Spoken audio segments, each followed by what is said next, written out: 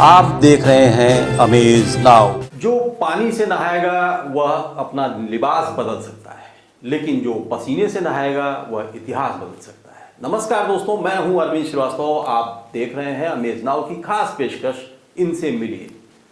दोस्तों, पूर्वांचल की सबसे बड़ी दवा मंडी गोरखपुर में भलोटिया मार्केट है। इससे आप भली भांति परिचित होंगे। आपको जानकर हैरानी होगी कि पहली और दूसरी लहर में जब सड़कें सूनी थी, बाजार बंद था, कहीं कोई हलचल नहीं थी, सभी अपने अपने घरों में कैद थे, उस समय दवा मंडी भालोटिया मार्केट खुली रहती थी। जरूरतमंदों को दिन रात दवाएं सुलभ होती थी। यह सब कुछ इतना आसान नहीं था। दवा विक्रेता समिति के जो पदाधिकारी बड़े ही जागरूक, सतर्क और मुस्तैद, और इतना ही नहीं, प्रशासन पर पूरी पकड़ थी। इन्हीं वजहों से यह सब संभव हो सका था कि दवाइयाँ बेशुमार थीं, उपलब्ध था, कहीं कोई करप्शन जैसा नहीं दिखा। इक्का दुक्का चीज़ों को छोड़ दिया जाए तो दोस्तों, आज दवा विक्रेता समिति के जो अध्यक्ष हैं योगेंद्र दुबे जी, आज हमने उन्हें अपने स्टूडियो में आमंत्रित कर रखा है अपने कार्यक्रम इनसे मिलिए में। तो आइए उनसे मुखातिब होते हैं। योगेंद्र दुबे जी, बहुत बहुत स्वागत है हमारे स्टूडियो में। हमारे दर्शक आपके साथ हैं हमारे कार्यक्रम इनसे मिलिए में। अमेज नाउ के सभी दर्शकों को मैं सादर प्रणाम करता हूँ। सबसे पहला सवाल ये आता है कि भलोटिया मार्केट या मेडिसिन से संबंधित जो मार्केट है वो पूरे प्रदेश में या कह लीजिए पूर्वांचल का अहम एक बाजार है, वो दवा से संबंधित। तो इसमें भी आप दवा विक्रेता समिति के अध्यक्ष हैं। तो इस पदाधिकारी या इस तरीके के कार्यकारिणी के गठन की आवश्यकता क्यों, जबकि वो सिर्फ लाइफलाइन बिजनेस है वो? जी। दरअसल क्या है कि दवा विक्रेताओं का चाहे जिला स्तर हो, राज्य स्तर हो या देश के स्तर पे एक बहुत बड़ा समूह है, और इसी समूह में जो है इंस्पेक्टर राज एक तो कायम है दवा विक्रेताओं पर। जो जहाँ इंस्पेक्टर राज कायम होता है वहाँ उत्पीड़न की भी आशंका होती है, एक चीज़। और दूसरी चीज़, बहुत सारी छोटी कंपनियां और मल्टीनेशनल कंपनियां जिनका कारोबार हमारे साथ होता है, कई बार क्या होता है उन कंपनियों द्वारा भी हमारे दवा विक्रेताओं का उत्पीड़न होने की संभावना रहती है, चाहे वो एक्सपायरी ब्रेकेज को लेकर मामला हो, चाहे क्रेडिट नोट और डेबिट नोट को लेकर बिजनेस में मामला हो। तो इसलिए हमको ये संगठन बनाने की आवश्यकता पड़ी, और हम कोशिश करते हैं कि अपने जिले स्तर पे जो भी हमारी दवा विक्रेताओं की समस्याएं हों उसको हम मिल बैठ के पूरी एक बोर्ड के साथ सॉल्व करें। कोई अधिकारी अगर उत्पीड़न करता है तो उसके पास जाएं और उससे संबंधित वार्ता करें, और अपने दवा विक्रेताओं को, चूंकि लाइफलाइन है तो एक हमको जागरूक भी करना पड़ता है कि समय के साथ, और देश जैसे डेवलप कर रहा है तो आप दिनों दिन ग्रोथ करो और समय के साथ चलो, और प्रदेश सरकार की या देश की सरकार की जो गाइडलाइन हमारे लिए आती है उसके प्रति हम प्रतिबद्ध रहें और उस तरीके से हम कार्य करें। योगेंद्र जी, एक और इसी से जुड़ा हुआ सवाल है कि 2017 में योगी सरकार आई और एक साल बीता होगा, एक साल के ही आसपास का वो समय था जब आप लोगों को सड़कों पर उतरना पड़ा, आप लोगों के खिलाफ, पूरी कार्यकारिणी के खिलाफ मुकदमा दर्ज हुआ। तो वो क्या कारण था, ऐसा क्या कारण बना कि एक मुकदमा भी दर्ज हुआ भलोटिया मार्केट के पदाधिकारियों पर? दरअसल बताऊं, उस समय मैं भी नया चुन के आया था और मार्केट की बहुत दिक्कत थी, बहुत दुर्दशाएं थी। मार्केट में तमाम गड्ढे थे और तमाम परेशानियां थी। उस समय बारिश हुई थी और जल जमाव एकदम हो गया था। किसी भी तरीके से हम लोग मार्केट में प्रवेश नहीं कर पा रहे थे। हमारे दवा विक्रेता किस तरीके से प्रवेश करें, और कस्टमर जो कम से कम 10,000 15,000 कस्टमर रेगुलर आते हैं वो किस तरीके से प्रवेश करें। तो बहुत सारी परेशानियां हो रही थी लगातार। कई बार नगर निगम को ज्ञापन भी दे रखे थे, लेकिन सुनवाई नहीं हो रही थी। मजबूरन हम लोगों को सड़क पे बैठना पड़ा, धरने पे बैठना पड़ा, और हमारे साथ सारे दवा विक्रेता धरने पर बैठे, क्योंकि ये मुझे मालूम है कि अच्छे दिनों के लिए बुरे दिनों से लड़ना पड़ता है जी।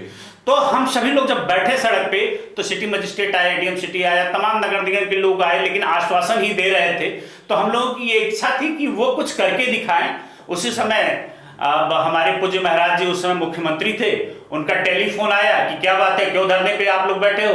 हमने बताया महाराज जी ऐसी ऐसी समस्याएं हैं, मार्केट में पानी भर गया, सुविधाएं नहीं मिल पा रही हैं, क्योंकि पूरे पूर्वांचल को हम दवा दे के स्वस्थ कर रहे हैं और खुद ही हम बीमार हो जा रहे हैं। तो माननीय मुख्यमंत्री जी ने कहा परसों मैं गोरखपुर आ रहा हूँ और आप लोग आके मुझसे मिलो और मैं इसका हल निकालता हूँ। ये मतलब बड़ी खुशी की बात है कि 3 दिन बाद जब मुख्यमंत्री जी आए और हम लोग जाके उनसे मिले तो उन्होंने कहा ठीक है सर्किट हाउस में आओ। सर्किट हाउस में सारे अधिकारी थे और हम लोग गए तो उन्होंने अधिकारियों से कहा कि देखो भालोटिया मार्केट की जो भी समस्याएं हैं, चाहे वो सड़क का हो, ट्रांसफार्मर का हो या बिजली अंडरग्राउंडिंग हो, क्योंकि बिजली के तार भी बहुत जर्जर हो चुके थे। सारे के लिए उन्होंने निर्देश दिया कि ये किया जाए और फंड की मैं उपलब्धता कराता हूं। सारे कुछ हो जाने के बाद जब सड़क बनने का नंबर आया, उसकी तैयारी हुई, तो भालुटिया मार्केट के जो मालिक थे, वहां के ओनर थे, वो कोर्ट जाके स्टे लाए कि सड़क हमारी है, और फिर सड़क बनने में बाधा उत्पन्न हो गई। तो हम लोग जिलाधिकारी से मिले, के विजेंद्र पांडियन जी थे, और एडीएम एफआर थे राजेश कुमार सिंह जी, और महापौर नगर निगम के सीताराम जायसवाल जी, और नगर आयुक्त थे और अभियंता थे सुरेश कुमार जी। इन लोगों से जब मिले और कई बार मिले तो इन लोगों का बड़ा सपोर्ट मिला, और इन लोगों ने कहा नहीं सड़क बनेगी, और माननीय मुख्यमंत्री का आदेश भी है। लेकिन चूंकि वो स्टे लाए थे, नगर निगम के पास अपनी कोई बोर्ड होती है, फिर उसमें उन्होंने पास कराया और बोला कि ये सड़क अगर 2 महीने के अंदर ये लोग बना लेंगे जो इसके ऑनर है, तब तो ठीक है, नहीं सड़क हम बनाएंगे और पैसा दवा व्यापारियों से वसूलेंगे। तो उसमें लगा कि सारे दवा व्यापारियों पर मुकदमा होना था, तो हमने उन लोगों से प्रार्थना किया कि अगर करना है तो हमारे संगठन पे कर दीजिए। तो उन लोगों ने संगठन पे मुकदमा किया, उनके पे मुकदमा किया, लेकिन उस दौरान फिर सड़क बनी और हम लोगों में बड़ी प्रसन्नता हुई। अब माननीय मुख्यमंत्री जी से मिला गया फिर, तो सारे मुकदमे खत्म हो गए।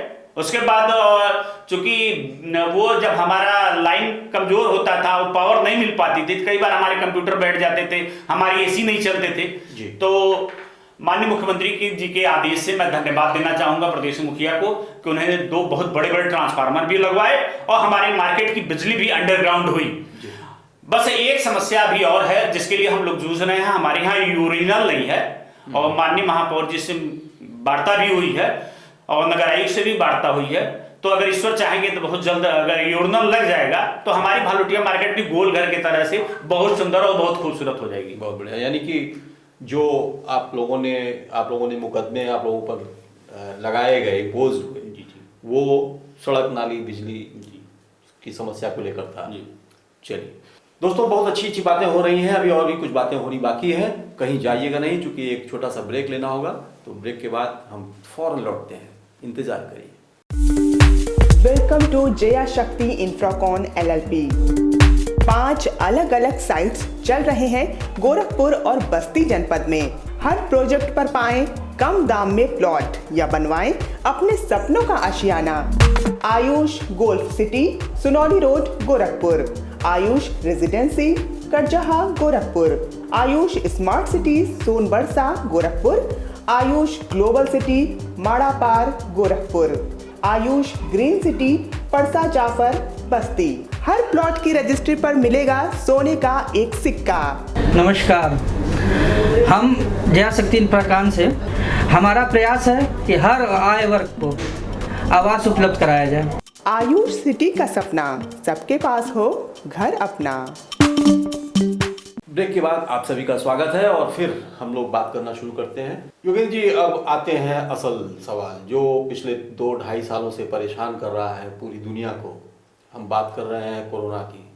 तो अभी की क्या स्थिति है? जैसे कि ओमिक्रॉन भी गोरखपुर में तो पता नहीं, लेकिन पूरे भारत में पूरा तहलका मचाया हुआ है। पहले की अपेक्षा इस बार उसका वेव थोड़ा कम जरूर है, लेकिन ये तीसरी वेव है। जी।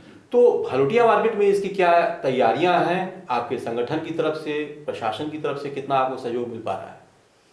देखिए, ये जब ओमिक्रॉन की ये तीसरी वेव आई, तो जब शुरुआत हुई इसकी, तो आप मीडिया बंधुओं के माध्यम से, देश के मुखिया के माध्यम से, प्रदेश के मुखिया के माध्यम से, प्रशासन के माध्यम से हम लोगों को ये आभास हो गया कि ओमिक्रॉन आ रहा है, कोरोना की तीसरी लहर आ रही है। और लगभग ये उस समय अंदेशा जताई गई कि फरवरी के फर्स्ट वीक में जो है ये पीक पर होगा, और उसको लेके हम लोगों को तैयारियां करनी थी, जो कि पिछली 2 लहर का हम लोगों के पास जो है वो पुराना अनुभव था।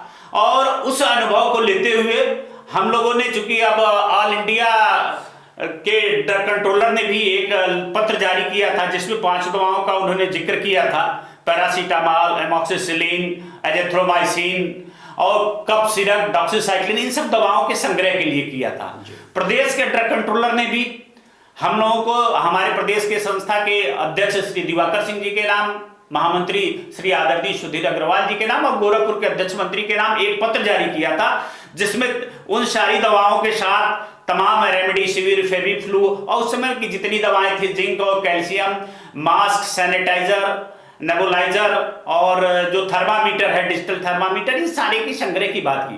हम लोगों ने आपस में एक मीटिंग किया और मीटिंग करके ये कहा गया कि निश्चित रूप से पिछली 2 वेव से जिस तरीके से हम लोग लड़े हैं, तीसरी वेव का हमारे पास भंडारण होना चाहिए। हमने अपने दवा विक्रेताओं से कहा कि इसका जो है भंडारण कीजिए और किसी का भी जान दवा के अभाव में न जाने पाए, यह हम लोगों की जिम्मेदारी है, क्योंकि हम लोग इस व्यवसाय के साथ एक सेवा का भी काम करते हैं कि लोग जब बीमार होते हैं, जब परेशान होते हैं, तो उनकी मदद करने के लिए सबसे आगे हम खड़े होते हैं और इस सेवा करने के बाद जो धन अर्जित होता है उससे हम अपना परिवार चलाते हैं। लेकिन एक चीज और बताएं, जब पहली लहर और दूसरी लहर आई थी उस दौरान हुआ क्या था, दूसरी वेव बहुत तेज थी जी, ये बात और पहली वेव या दूसरी वेव में जब सभी लोग घरों में कैद हो गए और पहली वेव के बाद तो हमारे पास न सैनिटाइजर था न मास्क था, तभी माननीय प्रधानमंत्री जी वोकल फॉर लोकल का नारा दिए और सभी लोग घरों में कैद थे। जब हमने अपने दवा विक्रेताओं से भी बोला कि घरों के बाहर आओ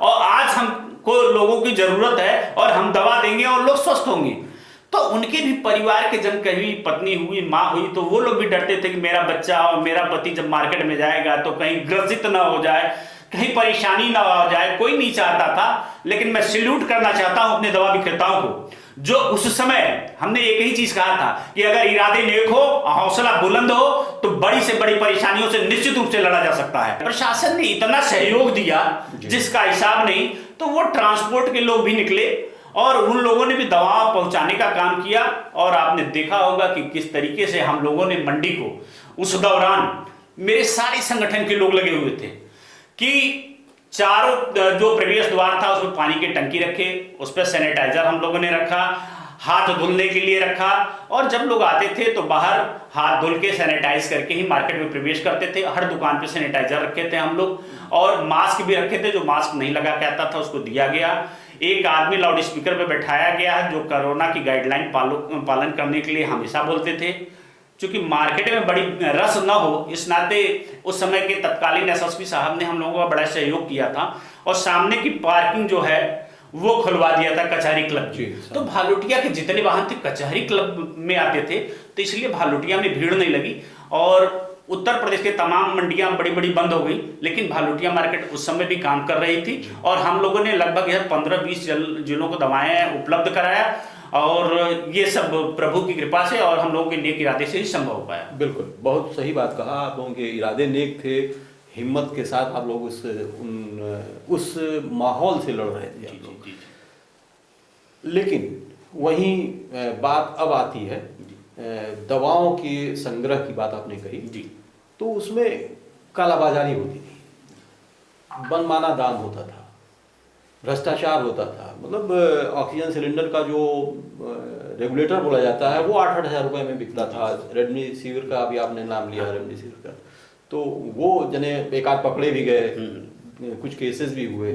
तो ये सब पर आप लोग किस तरीके से नियंत्रण कर पाते हैं या नहीं हो पाता है ऐसे समय में? देखिए, अगर वही मैंने कहा इरादे नेक हों और कार्य करने की लालसा हो तो निश्चित रूप से नियंत्रण होता है। जो रेमडेसिविर की बात कर रहे हैं कि तमाम सुना होगा पूरे देश और प्रदेश में ब्लैक हुआ, लेकिन मैं गारंटी के साथ कह रहा हूं कि रेमडेसिविर इंजेक्शन जैसे ही गोरखपुर में किसी भी स्टॉकिस्ट को सप्लाई होता था, उसकी एक कॉपी जिले के अध्यक्ष और महामंत्री के पास, हम लोगों के पास, और एक कॉपी ड्रग ऑफिस और डीएम के पास जाती थी कि इतनी रेमडेसिविर गोरखपुर में आई। और आप विश्वास नहीं मानेंगे, जो 4000 की रेमडेसिविर थी, अगर हमारी 1800 लागत आई हो तो हमारी व्यापारियों ने 1900 रुपए में उसको इनवाइस किया, मात्र 100 रुपए ट्रांसपोर्टेशन और सारी चीजें लेकर, और उसका पूरा डाटा रखते थे। जो मरीज था, डॉक्टर की लिखी पर्ची या रेमडेसिविर इंजेक्शन लिखा हो, उनका आधार कार्ड और पेमेंट लेकर, और आज भी मैं जितना गोरखपुर में रेमडेसिविर आया है एक एक वायल की आज भी आपको डिटेल दिलवा सकता हूं कि कोई एक वायल फर्जी नहीं सप्लाई हुई है। गोरखपुर में कतई नहीं आप सुने होंगे कि रेमडेसिविर कहीं ब्लैक हुई है। हाँ, एक आध इंजेक्शन ब्लैक होने की जो सूचना आपको मिली मीडिया के माध्यम से, वो पकड़ा गया था, वो किसी नर्सिंग होम से स्टाफ के माध्यम से चोरी होके गई थी, इसलिए ये चीजें आई थी। दूसरा जो आप कह रहे हैं कि दवाओं की डंपिंग हुई, ब्लैक मार्केटिंग हुई, मैं दावे के साथ कह सकता हूं जितनी दवाएं मिली, और कई मीडिया चैनल ने भी पूछा कि कोई भी दवा हमारे दवा व्यापारी ने एमआरपी के ऊपर बेची हो, उस समय भी मैंने कहा था तो मुझे ले आके साक्ष्य प्रकट कीजिए। एक भी दवा ऐसी नहीं थी जो उसके ऊपर भी। रेगुलेटर, एक चीज की शिकायत आई है और उसको मैं स्वीकार भी करता हूं, जो ऑक्सीजन रेगुलेटर की शिकायत थी। ऑक्सीजन रेगुलेटर क्या है, बहुत कम बिकती थी, डिमांड में नहीं थी। उस समय क्या हुआ, यहाँ जैसे स्टार्ट हुआ, जब प्रदेश में स्टार्ट हो गया और देश के स्तर पर भी स्टार्ट हो गया। तो जब ये रेगुलेटर स्टार्ट हो गया तो बाहर से आ ही नहीं रही थी। तो जितने हमारे अच्छे दवा विक्रेता थे तो उनको लगा कि जैसे 1500 का रेगुलेटर है, अब 2000-2500 दाम होगा तो लोग कहेंगे ब्लैक मार्केटिंग कर रहे हैं। तो उन लोगों ने कहा कि भैया हम नहीं मंगा पाएंगे क्योंकि ये आरोप लग रहा है कि ब्लैक मार्केटिंग हो रहा है।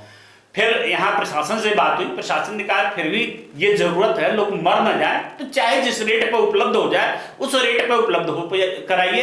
तो जो बाहर से जो रेट आया उसी रेट पे हमारे दवा विक्रेताओं ने बेचा। मैंने प्रशासन से भी कहा कि अगर आपको लगता है कि हमारे दवा विक्रेता ब्लैक मार्केटिंग कर रहे हैं, मैं कंपनी का नाम बता रहा हूँ, मैं एड्रेस बता रहा हूँ, मैं पैसा दे रहा हूँ, आप मंगवा दीजिए और 1 रुपया कोई मेरा दवा विक्रेता नहीं लेगा। जिस रेट पे आएगा उसी रेट पे बिकवाने की हमारी जिम्मेदारी है। जी, अब बात होती है जो हर तरीके के जो भी व्यवसाय हैं उनका अपना तौर तरीका है, कहीं लाभ है कहीं हानि है। ऑनलाइन दवाओं का जो बिजनेस है, लाइफलाइन बिजनेस, पहले भी हम लोगों ने कहा है जी, तो इससे आप लोगों को बड़ी परेशानी है, क्या वजह क्या है? देखिए, ऑनलाइन व्यवसाय से दिक्कत ये आ रही है कि अभी बहुत जो औद्योगिक बड़े घराने हैं वो इसमें प्रवेश कर गए हैं। टाटा 1mg के माध्यम से थी, अभी अंबानी जी भी प्रवेश कर गए हैं। ये लोग ऐप के माध्यम से हमारे दवा विक्रेताओं से मिल रहे हैं और तमाम लोगों से मिल रहे हैं और ये डायरेक्ट मैक्सिमम मुनाफा देकर और उनको बलगलाकर ये इस व्यवसाय पर कब्जा करना चाह रहे हैं, पहली चीज। दूसरी चीज क्या है कि ऑनलाइन व्यवसाय में जैसे अभी कोई नार्कोटिक्स आइटम है, नींद की दवाएं हैं, वो हमारे दवा विक्रेता से किसी दुकान पे जाइए, 2-4 टैबलेट मांगिए, आपको नहीं मिलेगा। ऑनलाइन के माध्यम से जब ऑर्डर होता है इन दवाओं का तो कुछ लाइसेंस में लोचा है, वो लोग सारी दवाएं प्रोवाइड कर देते हैं, तो डब्बे की डब्बे दवाएं मिलती हैं। तो जो हमारी नौजवान नस्ल है, जो देश का भविष्य है, वो बर्बाद हो रहा है इन दवाओं को खाकर, पहली चीज। और दूसरी चीज, देश की अर्थव्यवस्था, जैसे सीमा पे प्रहरी सैनिक होता है जो देश की रक्षा करता है, वैसे देश की अर्थव्यवस्था का प्रहरी ये व्यापारी है जो व्यापार करके कर संग्रह करता है। और जो सरकार रोजगार के लिए चिल्लाती है कि रोजगार नहीं है, तो एक एक दुकान पे 5-5 एम्प्लॉई हैं। अगर सबसे ज्यादा किसी ने रोजगार दे रखा होगा तो शायद हम व्यापारियों ने ही रोजगार दे रखा है। और हर घर में जो भी वर्कर है, वो चाहे हाई स्कूल पास हो, चाहे इंटर पास हो, चाहे कक्षा 5 पास हो, चाहे MBA किया हो, हर तरीके का रोजगार हमारे पास है और हर तरीके के रोजगार को हम देने के लिए सक्षम है। लेकिन होता क्या, आपको हम रोकेंगे, अपनी बात आप पूरी करिएगा, लेकिन हम रोकेंगे ये कि आपने कहा कि व्यवसाय आप भी कर रहे हैं और व्यवसाय वो भी कर रहे हैं और आपसे पहले से शायद कर रहे हो, जिन 3 कंपनियों का नाम आपने लिया, तो क्या ऐसी सूरत में उन्हें व्यवसाय में नहीं उतरना चाहिए इस लाइन पर? नहीं, वो उतरे, लेकिन मेरी मार्मिक अपील यह है कि जब हमारे देश का खुदरा व्यवसाय नहीं रहेगा तो ये भी लोग बेरोजगारी से, तो वैसे ही देश में हम परेशान हो रहे हैं। अब हमारी जब दुकानें बंद हो जाएंगी तो हम जो अपने एम्प्लॉय हैं उनकी छटनी चालू कर देंगे जी। और हमारी जब रोटी का लालच पड़ेगा तो निश्चित रूप से छटनी चालू कर। दूसरा, जैसे कोरोना जैसी बीमारी आई, तो क्या अगर हमारा दवा विक्रेता नहीं रहता तो क्या ऑनलाइन कंपनियां एक भी आदमी को दवाई उपलब्ध करा पाती? ऑनलाइन कंपनियां उस समय बंद थी भाई साहब। और इसलिए मेरा सबसे अपील है, जितने भी लोग देख रहे हैं दर्शक, वो घर से निकलिए और खुदरा दुकानों तक जाइए। आपके वजह से उनका व्यवसाय चलता है और 4 लोगों का रोजगार पलता है।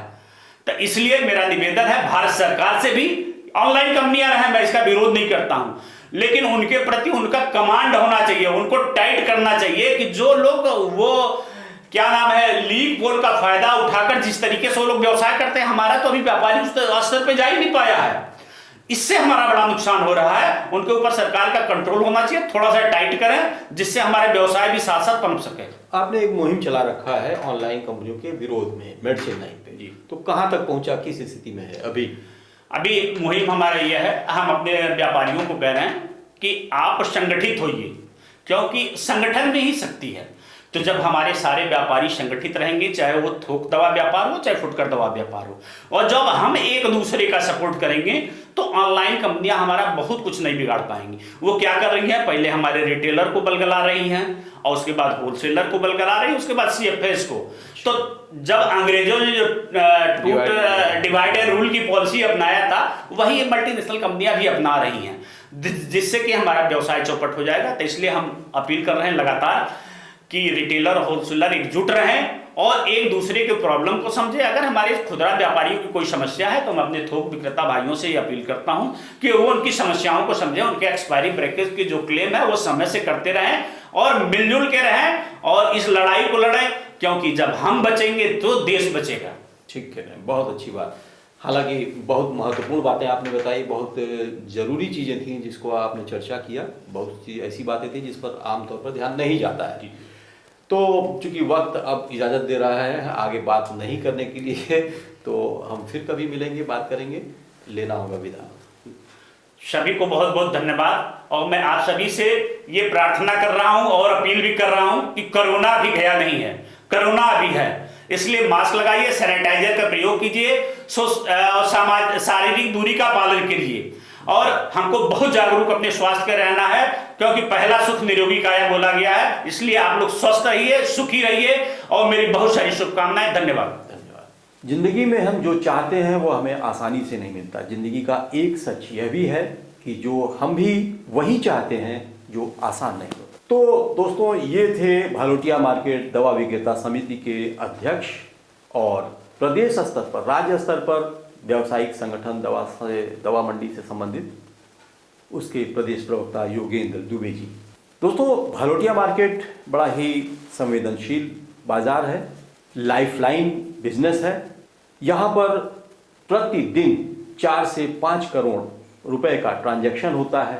इसको अगर देखा जाए तो पूरे महीने में करीब 1.5 अरब का यह ट्रांजैक्शन है। बहुत महत्वपूर्ण जिम्मेदारी है योगेंद्र दुबे जी पर। यह सब कुछ इतना आसान नहीं है जितना हमें आमतौर पर दिखाई देता है। हमसे बहुत सारी बातें उन्होंने की, शेयर किया और बहुत सारी नसीहतें भी दिया, बहुत अच्छी और अंदरूनी बातें भी बताई। तो आज का हमारा सफ़र अब यहीं समाप्त होता है। अगले हफ्ते फिर हम किसी मुकाम पर फिर मिलेंगे। तब तक के लिए हमें दीजिए इजाज़त। नमस्कार।